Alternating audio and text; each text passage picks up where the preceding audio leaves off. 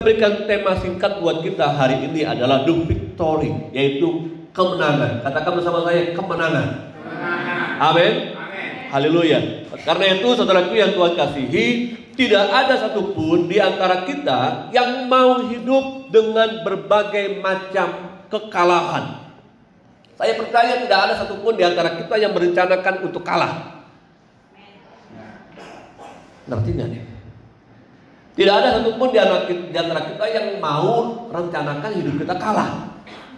Tapi nyatanya seringkali saya dan saudara itu mengalami kekalahan. Bahkan mungkin kita sendiri udah bosan hidup di dalam segala kekalahan.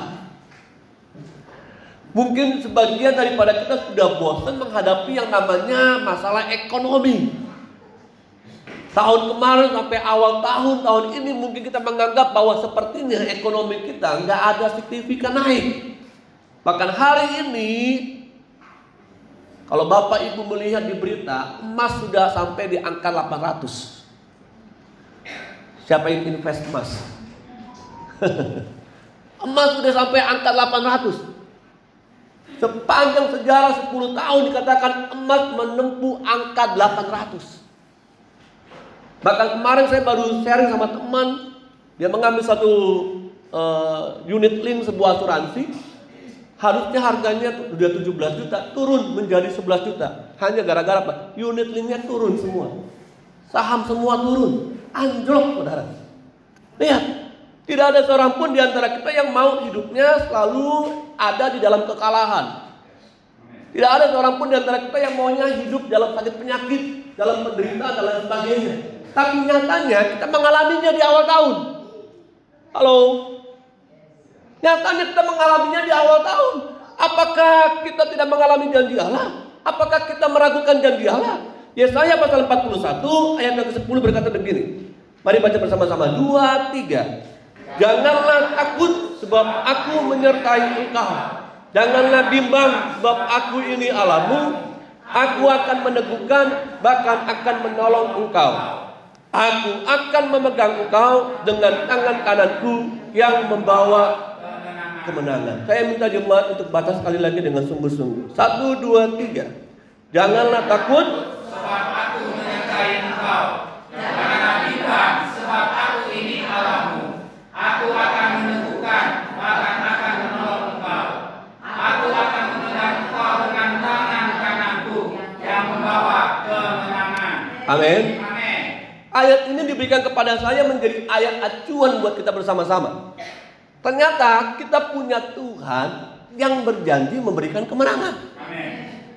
Ternyata saya dan saudara bukan menyembah Allah yang mati. Kita bukan menyembah Allah yang dibuat oleh tangan manusia. Halo? Kita menyembah Allah yang menciptakan kita, bukan menyembah Allah yang diciptakan oleh manusia. Saudara mengerti? Karena ada banyak hari-hari ini orang tidak lagi percaya kepada Allah yang empunya, yang menciptakan dirinya. Tapi mereka mulai memalingkan imannya, kepercayaannya menyembah kepada Allah yang yang dibuat oleh tangan manusia. Coba lihat. Kenapa? Karena mereka berharap Allah memberikan apa yang mereka mau dengan caranya manusia, dengan cara instan.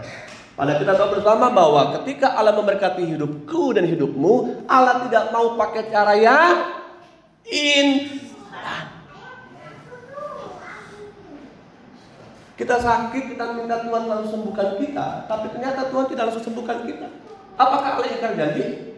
Tidak. Allah latih kita untuk menjadi seorang pemenang.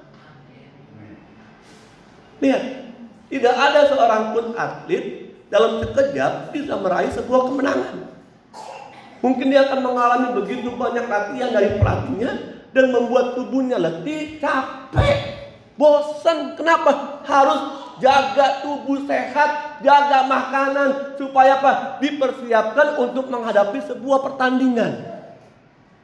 Ketika pertandingan itu dimulai, maka harapan si pelatih, si atlet akan meraih kemenangan.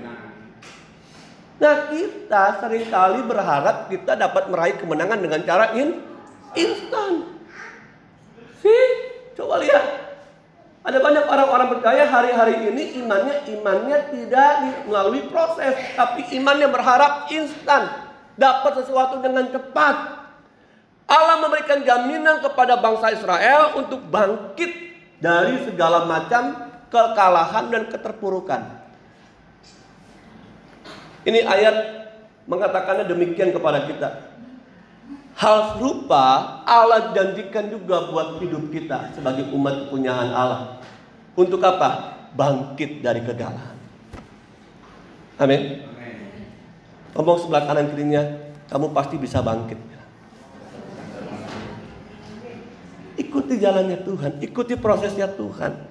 Kejadian pasal 1 ayat 28, kalau kita melihat pertama-tama, Allah memberkati mereka, lalu Allah berfirman kepada mereka, beranak cuculah dan bertambah banyak, penuhilah bumi dan taklukkanlah itu, berkuasalah atas ikan-ikan di laut dan burung-burung di udara, dan atas segala binatang yang merayap di bumi. Pada awalnya Allah jadikan manusia untuk menjadi seorang penakluk atas segalanya. Dalam versi lain kata takluk itu digunakan kata sabdu.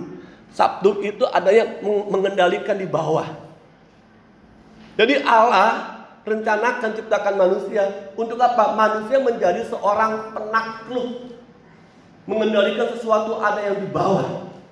Tapi ketika manusia jatuh ke dalam dosa, maka iblis merusak self image. Iblis merusak gambar diri yang diberikan oleh Allah kepada manusia. Dengan cara apa? Lihat dalam Kejadian pasal 2 dan Kejadian pasal 3. Dikatakan dalam Kejadian pasal 3 itu ada kalimat yang dicetak tebal, kamu akan menjadi seperti Allah. Siapa yang berkata ini, Pak, Bu? Siapa yang berkata ini? Iblis. Ular tua itu.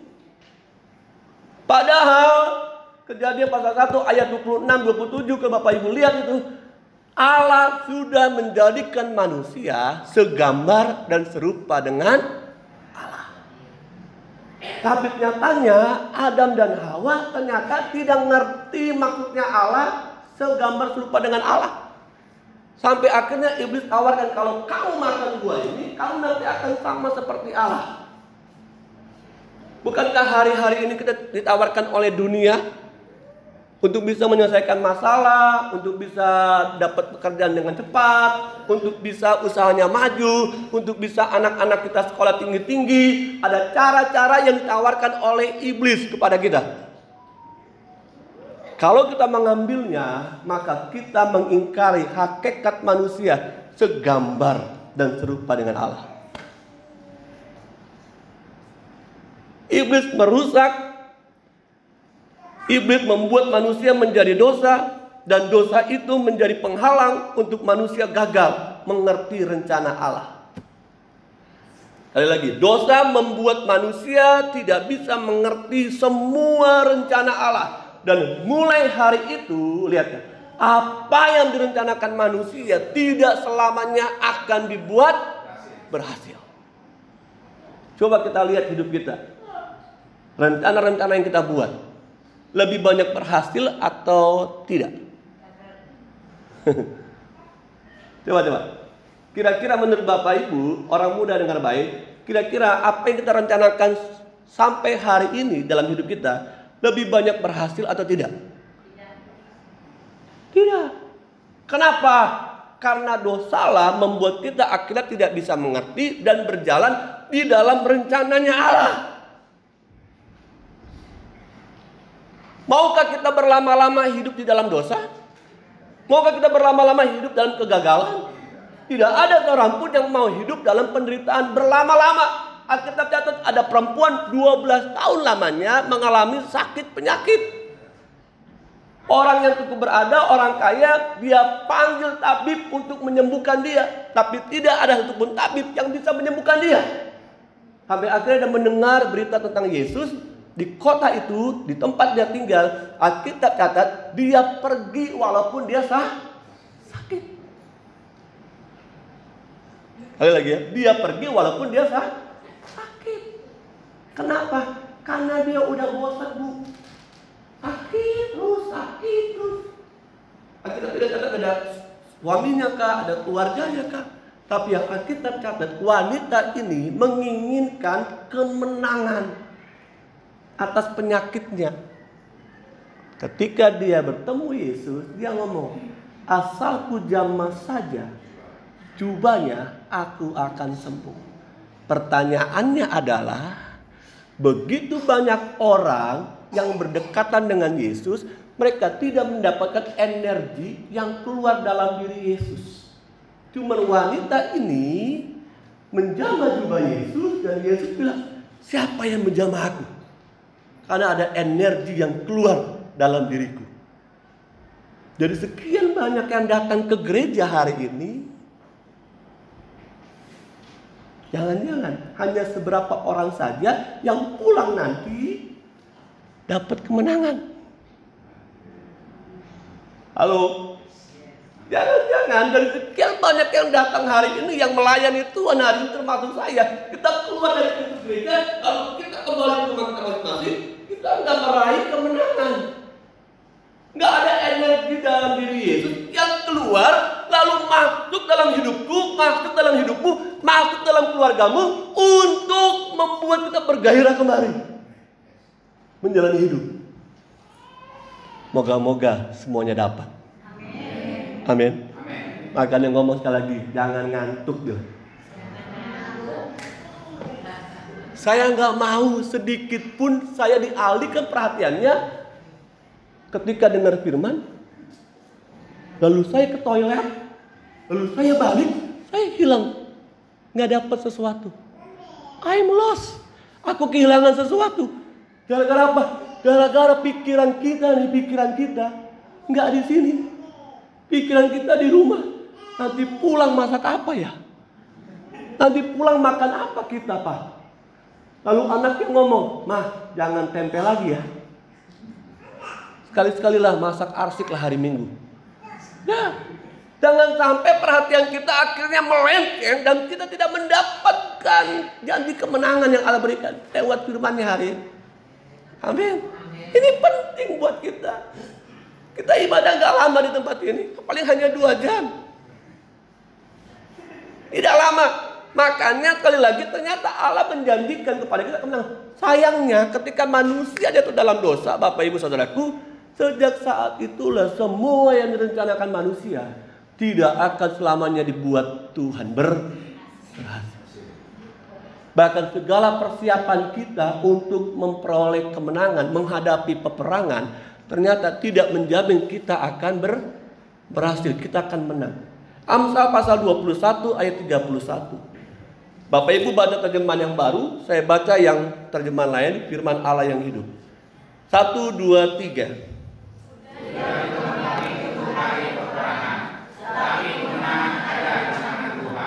Orang boleh saja bersiap-siap menghadapi pertempuran, tetapi kemenangan, apa dikatakan di situ? Ada di tangan Allah. Kita boleh prepare dengan segala-galanya dalam hidup ini. Kita boleh nabung tuh nggak salah, Pak. Ikut asuransi nggak salah. Boleh lakukan semua apa yang kita bisa. Tapi ingat baik-baik, yang menentukan kemenangan, yang membuat kita berhasil, yang membuat kita sukses, bukan tangan manusia, tapi tangan Tuhan. Amin. Dengan cepat saya ingin bagikan beberapa kisah yang menarik di Alkitab. Satu kali Gideon menghadapi sebuah bangsa namanya Midian. Dia harus mengusir Midian, tapi bukan dengan caranya Gideon, dengan caranya Allah. Hakim-Hakim pasal 7 ayat 1 sampai dengan 25, kalau Bapak Ibu lihat nanti di situ dikatakan bahwa Gideon itu mengusir musuh. Bagaimana cara mengusir musuh bangsa Midian itu? Bukan dengan tangan manusia, bukan dengan tangan Gideon, bukan dengan strategi cara pikirnya manusia. Tapi Allah mau dikatakan sini, dengan ke-300 orang yang menghirup itu akan kuselamatkan kamu. Dalam dalam Hakim-Hakim pasal 7, saya bacakan dengan singkat di sini. Dalam ayat yang keempat dibilang begini. ayat yang ketiga. Maka sekarang serukanlah kepada rakyat itu demikian, siapa yang takut dan gentar, biarlah ia pulang.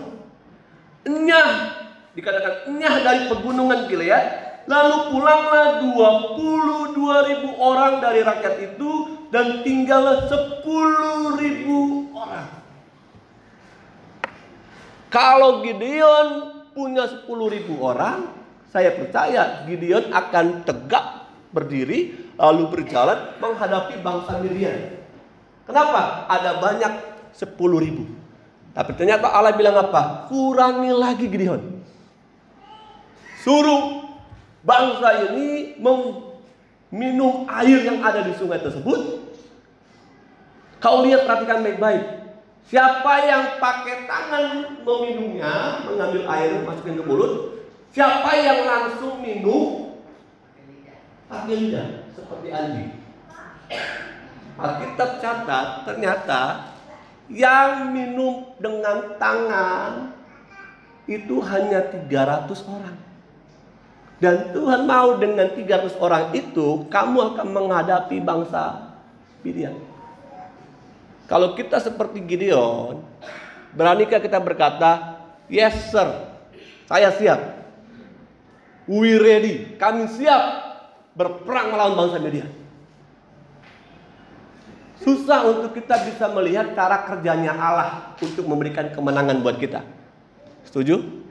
Susah untuk kita memakai cara pikir kita untuk selaras dengan cara pikirnya Allah.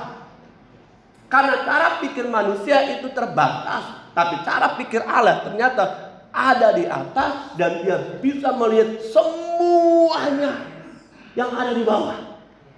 Ingat baik-baik, kita masih ada di dalam dunia. Kita nggak bisa lihat cara pikirnya Allah. Kita nggak bisa lihat kemenangan kalau kita masih pakai ego kita, pakai cara pikir manusia. Karena Tuhan janjikan kemenangan buat Gideon. Dan Alkitab catat, Gideon meraih kemenangan. Dan yang memberikan kemenangan bukan manusia. Yang memberikan kemenangan adalah Allah sendiri. Ini yang pertama. Yang kedua, ada sebuah cerita dalam Keluaran 14 ayat 1 sampai dengan 14, di situ dikatakan bahwa pada waktu itu Firaun mengeraskan hatinya untuk tidak percaya kepada tulah-tulah yang diberikan oleh Allah buat bangsa Mesir. Sampai akhirnya Alkitab catat, dengar baik-baik, ternyata mereka ada di penghujung di sebuah laut, dikatakan laut Teberau, laut mati itu. Dan dikatakan di sini dalam Keluaran pasal 14, Tuhan akan berperang untuk kamu dan kamu akan diam saja. Kenapa? Karena Israel tidak terlatih untuk berperang. Israel terlatih menjadi budak. Lihat, menjadi budak di Mesir. Tidak mungkin menang melawan bangsa Mesir. Yang memang notabene adalah seorang pejuang, petarung. Dan janji Allah kepada Musa dan bangsanya, aku yang akan mimpin kamu. Aku yang akan berperang ganti kamu. Aku yang akan membuat engkau keluar dari tanah Mesir, tanah perbudakan. Halo, adakah di antara kita masih ragu terhadap pertolongan Tuhan? Adakah kita yang masih tidak percaya kepada Allah, bahwa ternyata tangan Allah itu begitu kuat, mengangkat yang lemah, menurunkan yang kuat?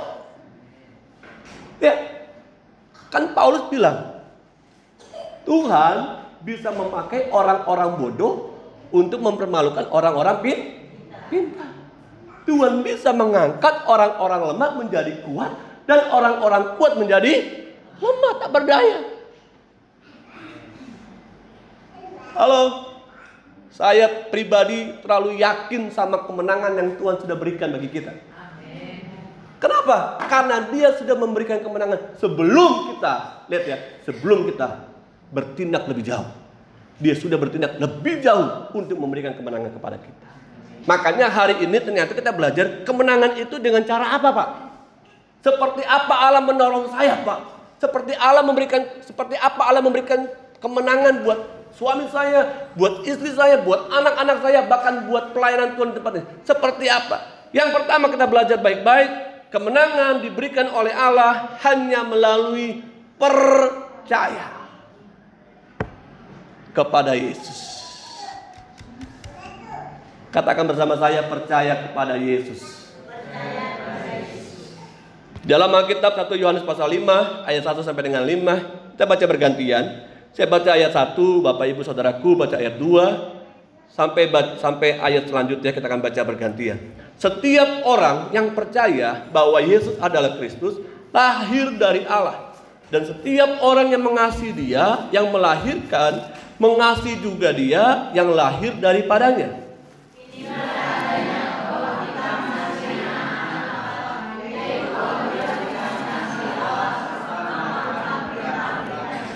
Ayat 3. Sebab inilah kasih kepada Allah, yaitu bahwa kita menuruti perintah-perintahnya. Perintah-perintahnya itu tidak berat. Sebab semua yang lahir dari Allah mengalahkan dunia, dan inilah kemenangan yang mengalahkan dunia, iman kita. Baca sama-sama, 2, 3. Siapakah yang mengalahkan dunia selain daripada Dia yang percaya bahwa Yesus adalah Anak Allah. Tepuk tangan bagi Tuhan kita. Kemenangan itu ternyata sudah diberikan oleh Allah lewat siapa? Lewat percaya kepada pribadinya, pribadi anaknya, yaitu Yesus. Dan semua yang percaya kepada Yesus, firman Tuhan katakan, lahir dari Allah. Tentunya bukan bicara secara biologis. Lahir dari Allah. Jelek-jelek begini nih saya nih, lahir dari Allah. Coba ngomong, gini-gini lahir dari Allah. Jangan lihat mukaku bilang. Lihat inside, sesuatu yang di dalam. Lihat. Orang di luar sana mungkin gak percaya dengan apa yang kita lakukan. Orang di luar sana mungkin gak percaya apa yang kita katakan. Tapi yang kita katakan, yang kita lakukan, ternyata kalau kita hidup di dalam Tuhan, sumbernya ada di Alkitab. Kok bisa ya Enci itu berhasil ya anak-anaknya, padahal cuma jualan bakwan nasi uduk. Sedangkan tetangga sebelah mungkin mainnya saham. Kok bisa ya Ci? Dengan gampang kita ngomong begini, iya Bu, saya punya Tuhan yang besar, yang membuat saya bisa menyekolahkan anak saya sampai ke luar negeri, S1 dan S2 lewat.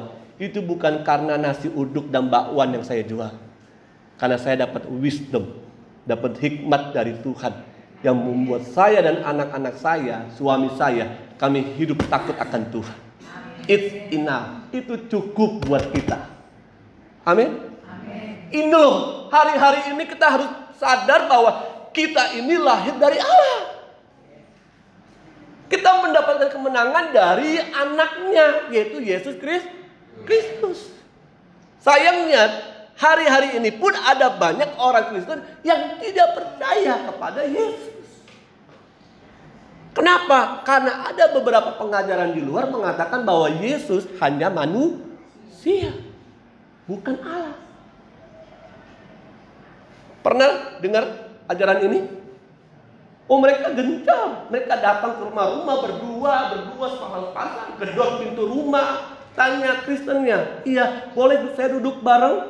Mau ngapain? Kami mau cerita tentang Injil. Alkitab Bapak, Ibu sama Alkitab saya sama, tapi isinya beda. Ada orang banyak di luar sana mengatakan bahwa Yesus itu bukan Allah. Yesus itu bukan manusia, Yesus itu hanya manusia saja. Kita mengaminkan bahwa Yesus adalah anak Allah, dan kita mengaminkan bahwa Yesus adalah pribadinya Allah. Makanya kemenangan yang pertama yang kita pegang teguh adalah jangan pernah ragu, tetap percaya kepada Yesus. Amin. Jangan hanya percaya momen Natal bahwa Yesus lahir di sebuah kandang.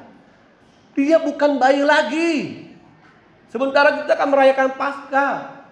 Dia menjadi pribadi yang kuat, dewasa, tapi harus mati di kayu salib.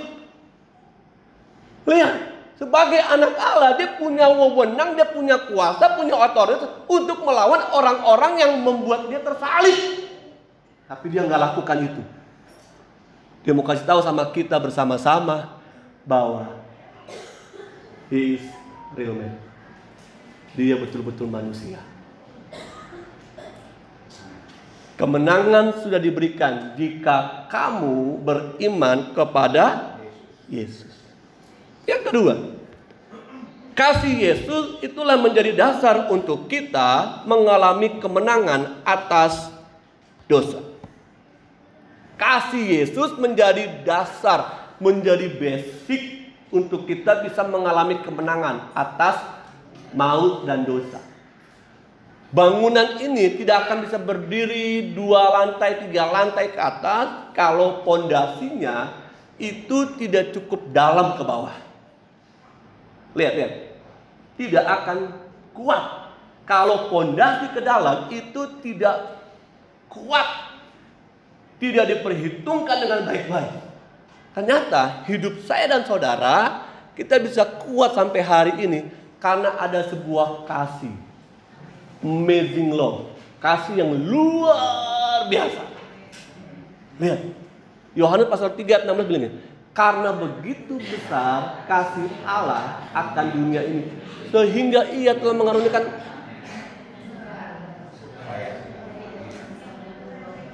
keren. Hafal semua. Lihat.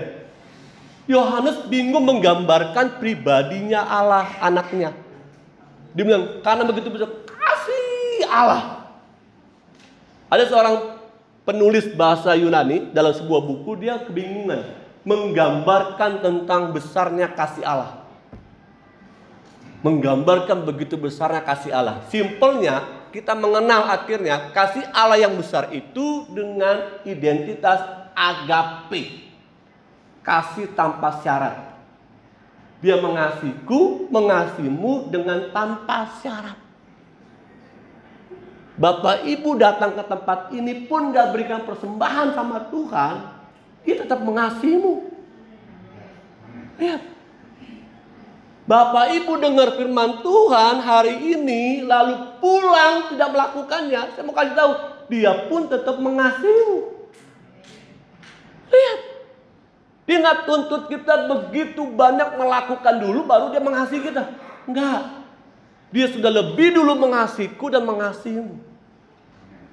Tapi bahasa manusianya kalau saya bilang, udah tahu dikasihi Tuhan tapi hidupmu sembarangan, itu namanya kurang. Bukan saya yang ngomong. Iya dong. Ada orang yang buat baik nih Pak. Bapak baik sama saya. Lalu saya tidak hormat, tidak respect sama Bapak. Bapak bisa dong ngomong, kurang ajar. Udah gue bantuin, udah gue tolong. Tapi nggak ada say thank you gitu. Ngucap syukur kayak berterima kasih. Lihat, kasih Allah juga nanti ada batasnya. Makanya kalau masih hidup hari ini, itu artinya Tuhan masih kasih kesempatan buat kita.